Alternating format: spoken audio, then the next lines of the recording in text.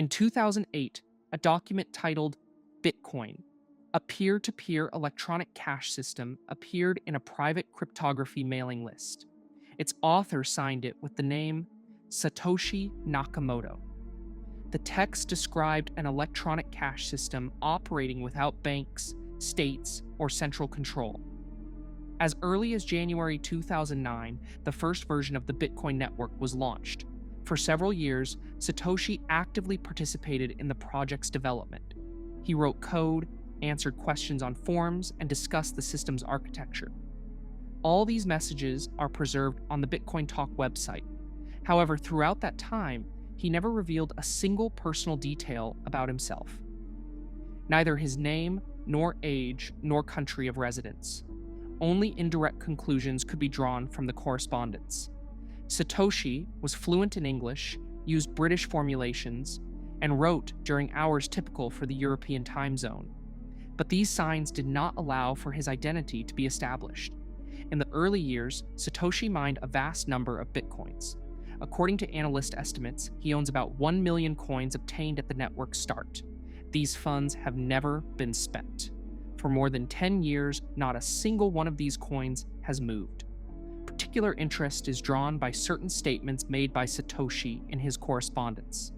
In several messages, he hinted that the true consequences of Bitcoin and the reasons for its creation might be misunderstood. He wrote that if people learned the full background of what was happening, they would either not believe it or would perceive it as a conspiracy theory. These phrases contain no explanations and were never developed further, but they sparked widespread discussions on forums and in the media. In 2010, as interest in Bitcoin began to grow rapidly, Satoshi started appearing less frequently in discussions. He handed over control of the project to other developers and gradually stopped communicating. The last confirmed message from him is dated 2011. After that, he disappeared completely. Since then, dozens of attempts have been made to establish his identity. Famous cryptographers, programmers, and even state intelligence services were suspected. Some publicly claimed to be Satoshi, but none of these statements were confirmed. The main mystery in this story lies not only in who Satoshi was. His behavior remains far stranger.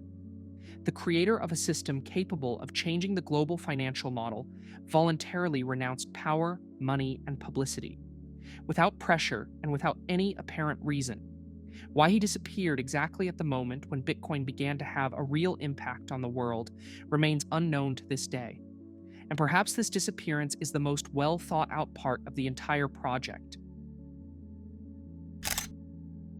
Cicada 3301. In January 2012, an image with simple text appeared on one of the image boards. It stated that the authors were looking for highly intelligent individuals and invited them to solve a riddle to continue the journey. The message was signed with the name Cicada 3301. At first glance, it looked like an ordinary internet puzzle. However, even the first step showed that the task was significantly more complex.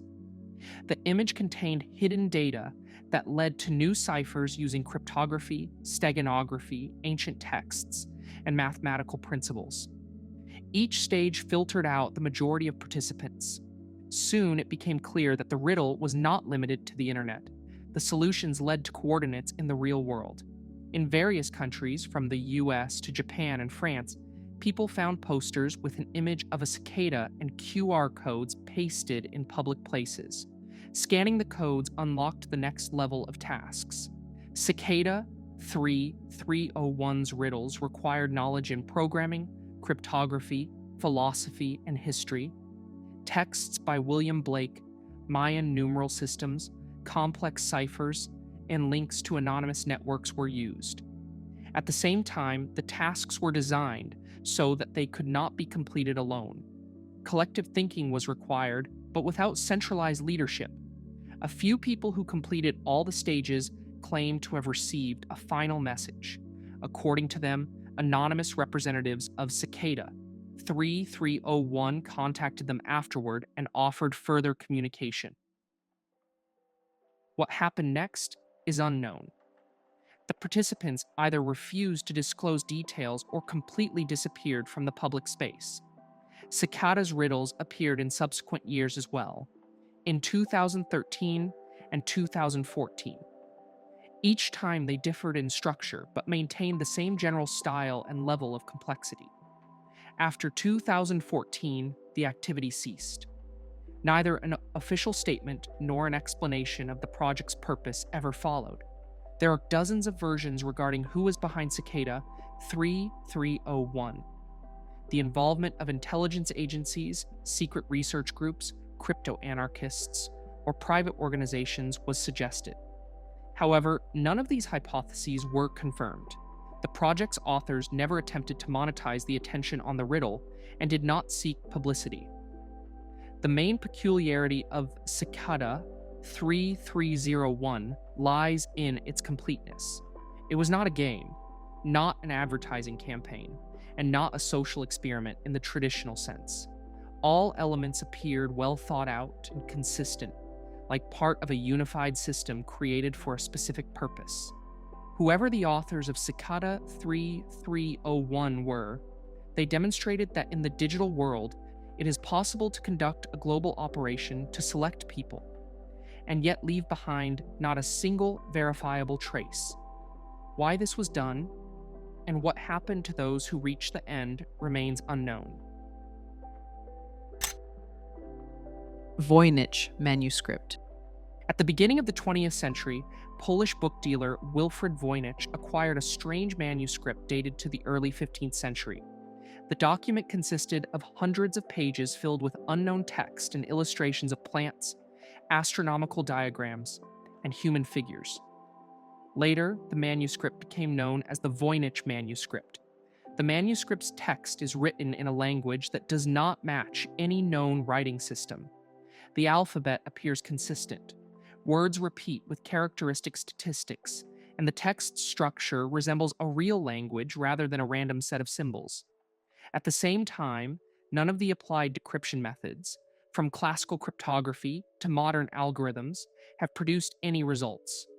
The illustrations are of particular interest. Many plants have no analogs in real botany. The astronomical diagrams do not match known medieval systems, and the scenes with human figures appear symbolic, but their meaning is unclear. It gives the impression that the manuscript describes a system of knowledge not recorded in any other source. Radiocarbon analysis confirmed that the parchment was manufactured in the 15th century. This rules out the version of a modern forgery. At the same time, the text's level of complexity makes the assumption of a hoax extremely unlikely. Creating such consistent structure without real content would have been practically impossible for its time. The manuscript was studied by World War II-era cryptographers, linguists, mathematicians, and artificial intelligence specialists. The result remained unchanged. The text appears meaningful, but its meaning eludes us. It remains unknown whether it is encrypted, written in a lost language, or describes knowledge that no longer exists in a familiar form. Neither the authorship of the manuscript nor its purpose has been established to this day. The Voynich manuscript remains one of the few documents that, despite technological progress, is still impossible to read. Taman Shud. On December 1st, 1948, the body of an unknown man was found on Somerton Beach in Australia. He had no documents, his clothing was neat, and no signs of violence were found. The cause of death remained unclear even after the autopsy. Later, this case became known as Taman Shud. A few days later, a rolled-up scrap of paper with the inscription Taman Shud was found in his trouser pocket. The phrase was torn from the book The Rubaiyat of Omar Khayyam and translated as the end or finished. Later, they managed to find the copy of the book from which the page had been torn. Inside, they found pencil symbols resembling a code, as well as a phone number. The woman whose number was found in the book claimed she did not know the deceased. However, witnesses noted her noticeable nervous reaction at the sight of a plaster cast of the man's face. It was never possible to decipher the found code. It did not correspond to any known encryption system. The identity of the man could not be established. Fingerprints were absent from databases, clothing had no identifying marks, and analysis showed he might have been physically fit and educated. Theories varied from suicide to poisoning, with a rare toxin and involvement in intelligence activities. The case was reviewed repeatedly over the decades. New hypotheses appeared, including a spy version, given the time of the events and the atmosphere of the Cold War. However, none of them received final confirmation. Even after more than 70 years, it remains unknown who this man was, how he ended up on the beach, and what the last message in his pocket meant. The story of Taman Shud remains one of the strangest and most incomplete investigations of the 20th century. Dyatlov Pass Incident. In late January 1959, a group of 9 experienced hikers, led by Igor Dyatlov, set out on a ski trip through the northern Urals. The route was classified as the highest category of difficulty, but all participants had sufficient training and experience in such expeditions. The last diary entry was made on February 1st. After that, the group did not make contact. When the hikers did not return on the scheduled date, search operations were organized. The tent was found on the slope of Kholat Shachol. It had been set up correctly, but its sides had been cut from the inside. Inside remained shoes, outerwear, food, and personal belongings, which indicated a sudden and unplanned departure. Tracks in the snow led down the slope and showed that the people had left the tent calmly without signs of panic or a struggle. Yet they were dressed extremely inadequately for the weather conditions.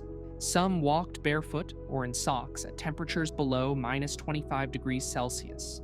The first bodies were found at the edge of the forest. Hypothermia was recognized as their cause of death. However, subsequent findings complicated the picture. Several participants were found to have sustained severe injuries, multiple fractures of the ribs and skull, comparable in force to a car accident. At the same time, there were almost no external skin injuries. Particular attention was drawn to the absence of the tongue and soft tissues in one of the deceased, as well as traces of radioactive contamination on the clothing of some participants. No signs of the presence of strangers, a struggle, or an animal attack were found. The investigation proceeded with noticeable restrictions. The case was quickly classified, and some materials became inaccessible for decades. The official conclusion was vague. Death occurred as a result of a compelling force of nature that the hikers were unable to overcome. Over the subsequent decades, dozens of theories were put forward, from an avalanche and rare atmospheric phenomena to military equipment testing. Some explained individual elements, but none were able to connect all the facts into a single logical chain. Even modern reviews of the case have not yielded a definitive answer, leaving the incident at the Dyatlov Pass as one of the most controversial tragedies of the 20th century. The disappearance of Flight MH370. On March 8, 2014, a Malaysia Airlines Boeing 777 was operating flight MH370 from Kuala Lumpur to Beijing. There were 239 people on board. 40 minutes after takeoff, the crew established contact with the controller for the last time. Almost immediately after that, the aircraft ceased to be displayed on civilian radars. It was later revealed that the communication system and transponder had been manually disabled. Military radars recorded that the aircraft made a turn, crossed Malaysia, and headed toward the Indian Ocean. Despite the lack of communication, the aircraft continued to fly for several more hours. These data were recovered thanks to satellite signals known as handshakes, which recorded the aircraft's presence in the satellite communication network. Analysis of these signals allowed for the determination of the probable flight trajectory leading to the southern part of the Indian Ocean. No distress signal or attempts at an emergency landing were recorded. It is assumed that the aircraft continued moving until its fuel was completely exhausted. The search zone turned out to be one of the most inaccessible in the world. Ocean depths, strong currents, and distance from land seriously complicated the work. The search operation lasted several years and became one of the largest and most expensive in aviation history. Despite this, the main part of the aircraft was never found. Only individual pieces of debris, including fragments of the wing, washed up years later on the coasts of Africa and Indian Ocean islands. The investigation considered versions of technical failure, fire, third-party interference, and deliberate actions. However, none of them received enough evidence to be recognized as definitive. The disappearance of Flight MH370 became a disturbing reminder that even in the age of satellite monitoring and global navigation, a passenger aircraft can disappear almost without a trace. What exactly happened in the cockpit and who was controlling the aircraft during the final hours of the flight remains unknown. Zone of silence. In the northern part of Mexico, at the junction of the states of Durango, Chihuahua, and Coahuila, lies a sparsely populated desert area known as the Zone of Silence. The region is a plateau with sparse vegetation, complex geology, and minimal human presence, making it a convenient site for scientific and military observations. The area gained widespread fame in 1970 when an American Athena ballistic missile, equipped with an experimental guidance system, veered off course and crashed right here. The missile carried radioactive cobalt-57, which immediately gave the incident a high level of secrecy. The US military launched a large-scale operation. The territory was cordoned off, the soil around the crash site was excavated and removed, and the debris was transported outside of Mexico. Official reports were only partially published. After this incident, scientists turned their attention to the statistics of meteorite falls in the area. It turned out that in a relatively short period of time, a disproportionately large number of cosmic objects had been recorded here. Some meteorites contained rare isotopes and an abnormally high content of nickel and iridium. Particular interest was sparked by reports of unstable operation of navigation instruments. Expeditions recorded deviations in compass readings, brief losses of radio signals, and failures in GPS devices. Although some of these effects can be explained by geological features, none of the theories have provided an exhaustive explanation for the entire range of observations. Less known is the fact that closed geophysical studies, funded by both Mexican and American structures, were repeatedly conducted in the Zone of Silence area. Their results are practically absent from the public domain. This gave rise to the assumption that the region is of interest not only from a geological point of view, but also from the standpoint of military navigation and radio communications. Despite decades of observations, the Zone of Silence remains a place where anomalies are recorded, but their nature has not yet received a definitive explanation. Antikythera mechanism. In 1901, Greek divers working off the coast of the island of Antikythera discovered the wreckage of an ancient merchant ship that sank around the 1st century BC. Among the raised artifacts was a heavily corroded metal object, long considered an ordinary fragment of bronze. Only years later did it become clear that this was the Antikythera mechanism. X-ray studies showed that the device consists of more than 30 bronze gears assembled into a single system. This made the mechanism the most complex technological object of antiquity known to science. Nothing of the sort was encountered until the appearance of medieval astronomical clocks. Later studies using three-dimensional tomography allowed for the reconstruction of the inscriptions on the internal plates. They contained instructions for using the device, as well as references to astronomical cycles, including the Metonic cycle and the Saros, periods used to predict eclipses. This meant that the creator of the mechanism possessed not only engineering skills but also deep mathematical knowledge. A lesser-known fact is that the mechanism could track not only the moon and the sun, but also the movement of the planets known at that time. This required complex differential gears, the principle of which was officially discovered only in the modern era. Thus, ancient engineers utilized concepts that were previously thought to be inaccessible to them. It remains unknown whether the mechanism was a unique specimen or part of a broader technological tradition. Some historians suggest that it could have been created in a workshop associated with Archimedes' disciples, but there is no direct evidence for this. Written sources mention such devices only in passing, without technical descriptions. The absence of similar finds remains one of the main mysteries. If such mechanisms existed, why did they not develop further and leave no technological continuity? The Antikythera mechanism remains a rare reminder that a significant portion of the knowledge of the ancient world may have been lost forever.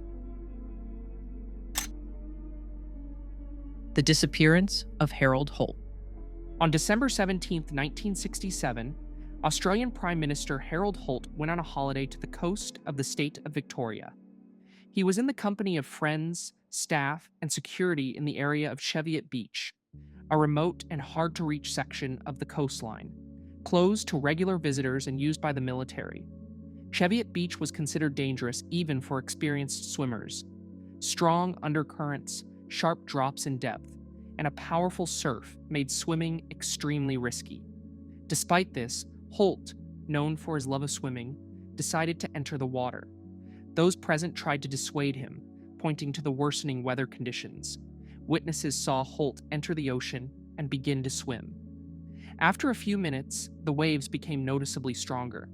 At some point, the Prime Minister ended up further from the shore than intended, after which a wave covered him.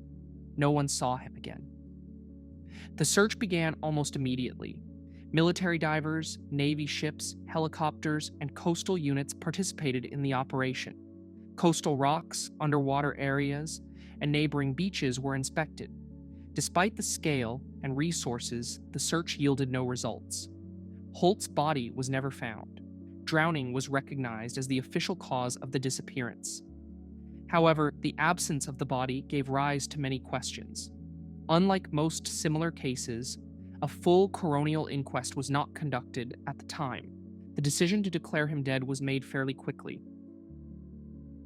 A lesser-known fact is that Holt was under serious political pressure during that period. He actively supported the USA in the Vietnam War, had close contacts with the American leadership, and participated in discussions on nuclear security issues in the region. This gave rise to alternative versions, from suicide to a staged disappearance and even kidnapping, although none of them have been confirmed. Tellingly, years later, public facilities, including a swimming pool and a military communications base, were named in Holt's honor. However, the story of his disappearance itself has never received an exhaustive official analysis. The disappearance of a sitting prime minister without a body being found remains unique and still sparks debate among historians and researchers. The Finders. In the early 1980s, U.S. law enforcement agencies encountered a case that quickly went beyond the scope of an ordinary investigation. We are talking about a group known as the Finders. The reason for the investigation was an incident in Florida in 1987. Police detained two well-dressed men with several children. The children looked emaciated, could not clearly explain who was caring for them, and gave the impression of being under psychological influence. The men claimed they belonged to a group practicing alternative upbringing. The trail led to Washington, D.C., where one of the premises used by the Finders was located. During the search, investigators discovered computers, unusual documents, maps, photographs, contact lists, and encrypted records. Some materials indicated international activity and trips to Central American countries. Particular attention was drawn to documents describing methods of surveillance, information gathering, and psychological influence. According to investigators, the level of organization of the group did not correspond to the image of an ordinary communal or philosophical community. Some of the materials found were immediately handed over to federal agencies. According to later declassified documents, the FBI sent inquiries to the CIA regarding possible links between the Finders and intelligence structures. The CIA officially denied direct involvement. However, it admitted that certain individuals associated with the group might have previously contacted the agency. After this, the investigation was unexpectedly shut down. A little known but important point is that a significant part of the case materials was classified for decades. Even after declassification, many pages turned out to be partially or completely redacted. This is atypical for a case that was formally recognized as posing no threat. Members of the Finders continued to claim they were engaged in human behavior research, alternative education, and the analysis of social systems. However, questions about the group's goals, funding sources, and the reasons for closing the investigation remained unanswered. The Finders case remains an example of an investigation that officially concluded but was never actually brought to a logical end. This is exactly what makes it one of the most disturbing and poorly explained stories of the late 20th century. The lead mask case. In August 1966, one of the strangest and most unexplained cases of the 20th century occurred in Brazil, known as the lead masks case. On August 17th, two men, Miguel José Viana and Manuel Pereira da Cruz, left the city of Campos dos Goitacazes and headed for neighboring Niterói. They told their relatives they were going to buy car parts and planned to return that evening. They never returned home. 2 days later, their bodies were discovered on Vintém Hill, Morro do Vintém. The location was on an elevation with a good view of the surroundings, but it was difficult to access and rarely visited. Both men were lying side by side, neatly dressed in suits, raincoats, and ties. No signs of struggle, violence, or attempts to flee were found. On the faces of the deceased were homemade lead masks, metal plates covering the eyes and part of the face. Next to the bodies lay an empty water bottle and a pill package. In the pocket of one of the men, a note was found, written in neat handwriting. The text of the note read like a set of instructions. 16:30, be at the place. 18:30, take capsules. After the effect, protect metals. Wait for signal. Masks. The meaning of the note has never been definitively deciphered. What the capsules meant, what signal was expected, and exactly what the masks were supposed to protect against remains unknown. A forensic medical examination was unable to establish the exact cause of death. Due to severe decomposition, the autopsy yielded no definitive results. No signs of poison, trauma, or strangulation were found, though toxicological analysis was quite limited at the time. During the investigation, it was revealed that both men were interested in spiritualism and occult practices. They belonged to a group studying so-called scientific contacts with other forms of intelligence. In 1960s Brazil, such movements were common, often combining elements of religion, pseudoscience, and esotericism. Investigators suggested the men might have participated in a ritual or experiment involving psychoactive substances. According to one theory, the lead masks were meant to protect their eyes from some kind of radiation or light phenomenon. However, no devices, signal sources, or traces of third parties were found at the scene. A lesser-known fact is that a few days before their deaths, the men had already made a similar trip but returned without explanation. It was also established that they had purchased the raincoats in advance and prepared the masks, indicating the planned nature of the event. The case was closed without an official explanation. Neither the theory of an accident nor that of suicide received sufficient confirmation. The lead masks case remains a rare example where all the key elements, preparation, instructions, and strange objects are present, yet they fail to form a coherent picture. Even decades later, it remains unknown what exactly happened on Vintém Hill and what the men wearing lead masks were waiting for. These were 12 unsolved mysteries that remain without a clear explanation to this day. Each of them has documents, witness accounts, and even official theories, but none of them fully explain what really happened. Some evidence has been lost over time, some was never released, and in several cases, the investigations ended without addressing the most important questions. That's why these stories continue to fascinate people even decades later. And with that, this video comes to an end. Thank you for watching all the way through, and for the positive reactions you left on the previous episode. If you have ideas for future videos, feel free to share them in the comments. I read every single one, and they help YouTube promote my content much more effectively. See you in the next video.